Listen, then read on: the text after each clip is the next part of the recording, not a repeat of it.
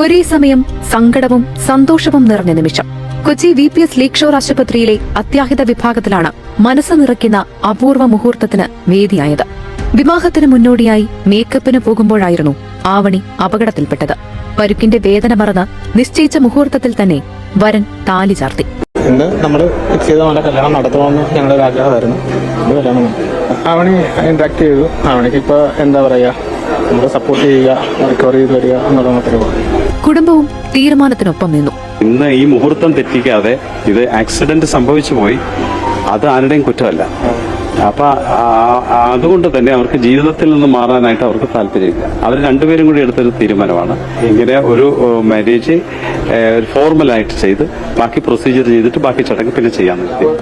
ഷാരോണിന്റെയും ആവണിയുടെയും തീരുമാനത്തിന് മുൻപിൽ ഡോക്ടേഴ്സും കൈകോർത്തു. വലിയ ഗുരുതരമായിട്ടുള്ള പരിക്കുകളില്ല. അപ്പോൾ അവർക്ക് കല്യാണമായിട്ട് മുന്നോട്ട് പോകണമെന്നുള്ള ഒരു ആഗ്രഹം പറഞ്ഞതനുസരിച്ച് ആശുപത്രിയുടെ സൈഡിൽ നിന്നുള്ള മാക്സിമം സപ്പോർട്ട് നമ്മൾ കൊടുത്തിട്ടുണ്ട്. കുട്ടി സ്റ്റേബിൾ ആണ്. പക്ഷേ നട്ടലിന് കുറച്ചൊരു സിവിയർ ആയിട്ടുള്ള ഒരു ഫ്രാക്ചറും ഒരു ഇഞ്ചുറിയും ഉണ്ട്. ഇനിയുള്ള കാര്യത്തിൽ ഒന്ന് റിക്കവർ ചെയ്ത് വരട്ടെ എന്ന് നമുക്ക് എല്ലാവർക്കും ഇവർക്ക് വേണ്ടി പ്രാർത്ഥിക്കാം.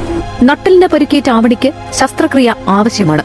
ആശുപത്രി കിടക്കയിൽ ഷാരോൺ ആവണിയെ താലി ചാർത്തിയ നിമിഷം വിവാഹം നിശ്ചയിച്ച ഓഡിറ്റോറിയത്തിലെത്തിയ അതിഥികൾക്ക് സദ്യയും വിളമ്പി.